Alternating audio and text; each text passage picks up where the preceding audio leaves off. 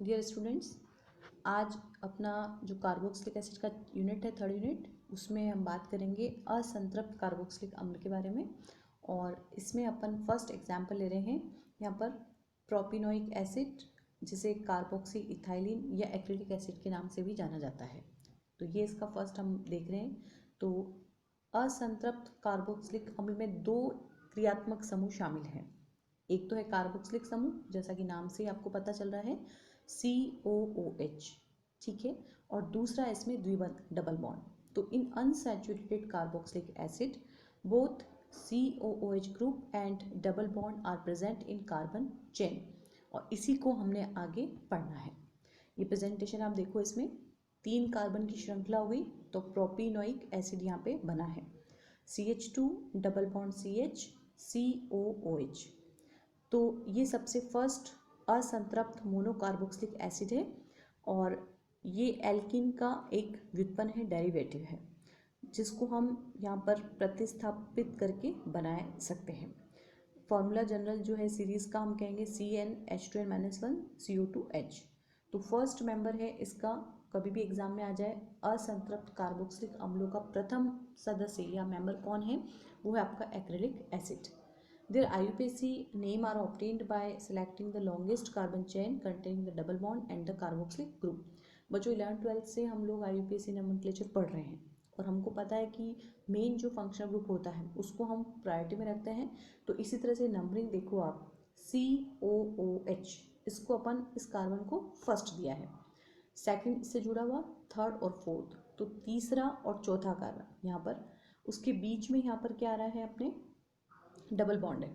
तो numbering third वाले पे डबल आती है, और 5 कार्बन की श्रृंखला है यहाँ पर, तो इसका नाम क्या हो जाएगा, पेंट 3 इनोइक एसिड। तो इस तरह से हम इसका नामकरण यहाँ पर रखते हैं। बात करते हैं निर्माण की। हमेशा एक अपना ये रहता है इसमें तरीका, केमिस्ट्री का जो अपन पर बात करते हैं, सबसे पहले तो हम उसका इंट्रोडक्शन लेते हैं, नॉमेनक्लेचर, देन प्रिपरेशन। तो कैसे हम इसको बना सकते हैं, तो acrylic acid can be obtained by following methods. सबसे पहले हम बनाएंगे इसको एक्रोलीन से, जो असंतृप्त एल्डिहाइड है। और एल्डिहाइड का जब ऑक्सीकरण होता है, आप सबको पता है, कार्बोक्सिलिक क्रियात्मक समूह में वो कन्वर्ट होगा बाय ऑक्सीडेशन। तो oxidation of acrolein by ammoniacal silver nitrate gives acrylic acid. ये रिएक्शन आपको क्लियर यहाँ पे स्क्रीन पे दिख रही है। सेकंड है एलाइल अल्कोहल। अल्कोहल में भी हम यहाँ पे ऑक्सीडेशन ही करेंगे, स्टेप बाय स्टेप होगा।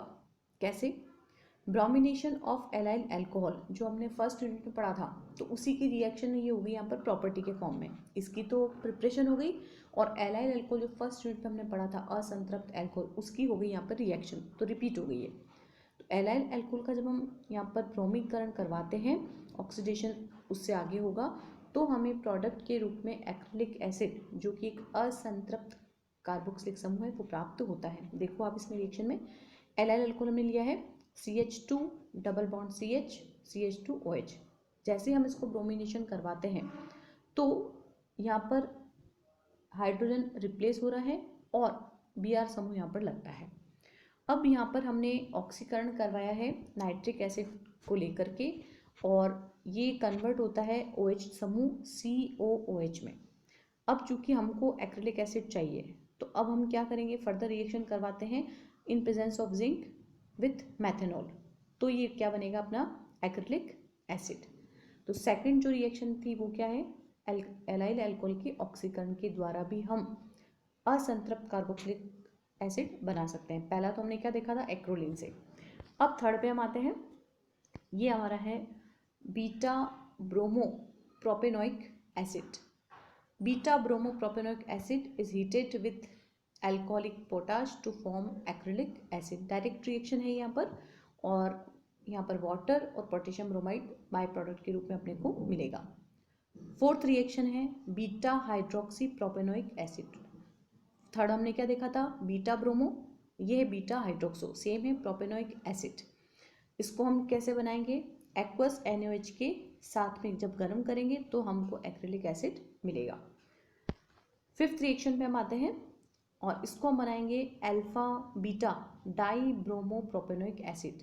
मीन्स जो हमने एलाइल अल्कोहल से बनाते हैं इसको जनरली ऑक्सीडेशन करके और एसिड फॉर्म में है, और 1 2 दोनों पोजीशन पर यहाँ पर हमारा हेलोजन ग्रुप लगा हुआ है, तो उसको हमने क्या नाम दिया है, alpha beta die bromo propanoic acid.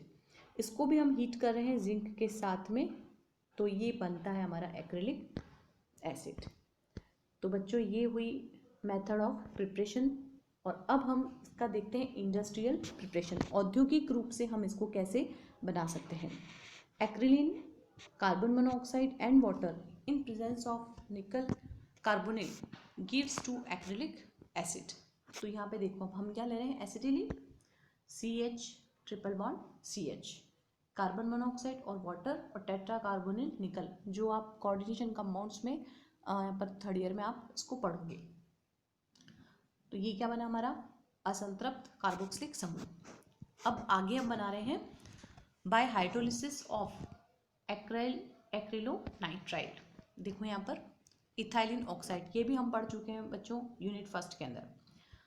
HCN के साथ रिएक्ट करा है तो साइनोहाइड्रेट में कन्वर्ट हुआ, और ये रिंग भी यहाँ पर ब्रेक होती है, जो 3 मेंबर्ड रिंग थी इथाइलिन ऑक्साइड की, जिसको आप इपॉक्सी इथेन भी बोलते हो। इन प्रेजेंस ऑफ सल्फ्यूरिक एसिड ये बनेगा एक्रिलोनाइट्राइल, और जब जल वाटर के साथ हम रिएक्ट करवाते हैं तो ये बनता है एक्रिलिक एसिड। ये देखो 2 रूट इसमें दे रखे हैं अपने को, डायरेक्ट तो रिएक्शन है इसकी HCN के साथ एसिटिलीन की, साइनोहाइड्रेट बनेगा और वाटर, और इथाइलिन ऑक्साइड से बनाते हैं तो एक स्टेप और इसमें आगे बनती है। तो ये तो बात हुई हाइड्रोलिसिस ऑफ एक्रिलोनाइट्राइल की। तो प्रिपरेशन हमने देखी 5, और उसके अलावा इंडस्ट्रियल मेथड हमने देखा। अब बात करते हैं इसके फिजिकल और केमिकल गुणधर्म की। ये कलर्ड ऐसे पंजेंट स्मेल इसकी आती है, और 141 डिग्री सेंटीग्रेड बॉइलिंग पॉइंट वाला लिक्विड है ये, और वाटर में तो ये कम्प्लीटली सॉल्युबल है। On keeping for a long time it is polymerised into solid substances, और ये एसिटिक एसिड के कंपेयर में काफ़ी प्रबल अम्ल है। तो ये सारे इसके भौतिक गुणधर्म हैं। अब हम बात कर रहे हैं यहाँ पर केमिकल प्रॉपर्टी की। तो रिएक्शंस 2 तरह से होंगी, 2 क्रियात्मक समूह यहाँ पर प्रेजेंट है।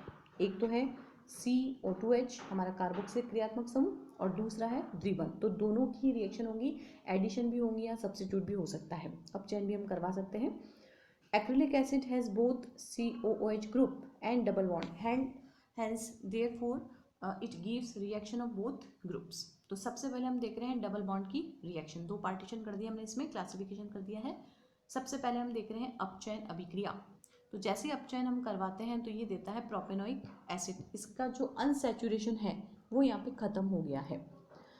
क्या लिया है हमने यहाँ पर, सोडियम और एथेनॉल, और उसकी प्रेजेंस में जब रिडक्शन करवाते हैं तो ये जो हमारा एक्रिलिक एसिड है ये कन्वर्ट होता है प्रोपेनोइक एसिड में। दूसरा है इसमें हेलोजन के साथ जब अभिक्रिया होगी तो ये बनेगा alpha beta die bromo propanoic acid.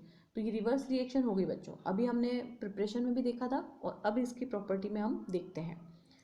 Halogen acid के साथ जब क्रिया करते हैं तो यहाँ पर क्या बनेगा, अल्फा बीटा। फिर दोबारा से अगर HBr के साथ अपन रिएक्शन करते हैं तो ये बनता है अलग सा अपना प्रोडक्ट। अब बात करते हैं ऑक्सीडेशन वाली। Acrylic acid reacts with dilute KMnO4, तनु पोटेशियम परमैंगनेट के साथ जब अभिक्रिया करते हैं तो ये देता है glyceric acid, but in case of strong oxidation oxalic acid is form. तो यहाँ पर क्या कहना चाह रहे हैं हम कि जब दुर्बल प्रकार का हमारे पास ऑक्सीकारक पदार्थ है जैसे कि केमिनोफोर, तो ये बहुत ही माइल्ड कन्वर्जन होगा इसका ऑक्सीडेशन, वो होता है ग्लिसरिक एसिड। लेकिन अगर स्ट्रॉन्ग अपन ने ऑक्सीडाइजिंग एजेंट लिया है उस स्थिति में ये कन्वर्ट होता है ऑक्जेलिक अम्ल के अंदर। हाइड्रोलिसिस जल अपघटन करवाएंगे हम, टेम्परेचर 100 डिग्री सेंटीग्रेड के आसपास हमने रखना है और सल्फ्यूरिक एसिड के प्रेजेंस में हम करवाते हैं तो ये बनेगा बीटा हाइड्रोक्सी प्रोपेनोइक एसिड। अब अभिक्रिया हमने देखी डबल बॉन्ड की। अब जैसा मैंने आपको कहा कि 2 क्रियात्मक समूह हैं तो हम जो COH समूह की अभिक्रिया है वो भी हम यहाँ पे देखेंगे। Like other carboxylic acid, it gives reaction of to form a salt, ester, halides, etc. Uses हम बता रहे हैं इसमें कि मैन्युफैक्चरर्स ऑफ एस्टर और रिएजेंट ऑफ थर्मोस्टेट रेजिन। ये जो रिएक्शन आप देख रहे हो बच्चों, डिल्स-एल्डर रिएक्शन, ये मैंने पहले भी आपको एल्डिहाइड कीटोन जब पढ़ाया था उसमें भी था, अगर आपको याद हो तो। When reaction of alkene is treated with conjugated triple bond containing compound by 1,4 addition, then a cyclic adduct is formed due to a new carbon-carbon bond formation। तो एक सिंपल प्रेजेंटेशन है, आप देखो इसमें ये ब्यूटाडाइन अपने पास और एल्कीन, तो ये क्या बन गया, साइक्लोहेक्सिन। एडिशन रिएक्शन है, दो चीज़ों को हमने यहाँ पे जोड़ दिया है, डाइइन और इसको हम बोलते हैं डाइइनोफाइल। अब 1,3-ब्यूटाडाइन के साथ एक्रोलिन हमने जोड़ा है, तो ये क्या बना है, टेट्राहाइड्रोबेंजल्डिहाइड। Compound on which is added on diene is called dienophile, like acrolein, malonic anhydride, etc. Conjugated double bond containing compounds are called dienes in presence of electron donating group in diene and electron withdrawing group in dienophile make reaction rapid। Diene में तो अगर electron देने वाला समूह उपस्थित हो और जो हमारा डाइइनोफाइल है उसमें यदि विड्रॉइंग ग्रुप है तो रिएक्शन काफ़ी तेज़ी से प्रोसीड होती है। तो जैसे यहाँ पर अपने एग्जांपल आप देख सकते हो, 1,3-ब्यूटाडाइन है और मैलिक एनाइड हमने ले रखा है, तो ये बहुत फास्ट रिएक्शन होती है। If electron withdrawing group is not present in alkene then reaction doesn't occur rapidly. अगर ऐसा नहीं है तो रिएक्शन बहुत तेज़ी से संपन्न नहीं होगी। एग्जाम्पल यहाँ पे बता रहे हैं, reaction of butadiene and ethene takes place at higher pressure and temperature then also only up to 100%। इतनी रिएक्शन कंडीशन मेंटेन करने के बाद में भी इसकी रिएक्शन की जो स्पीड है वो उतनी नहीं बढ़ती है।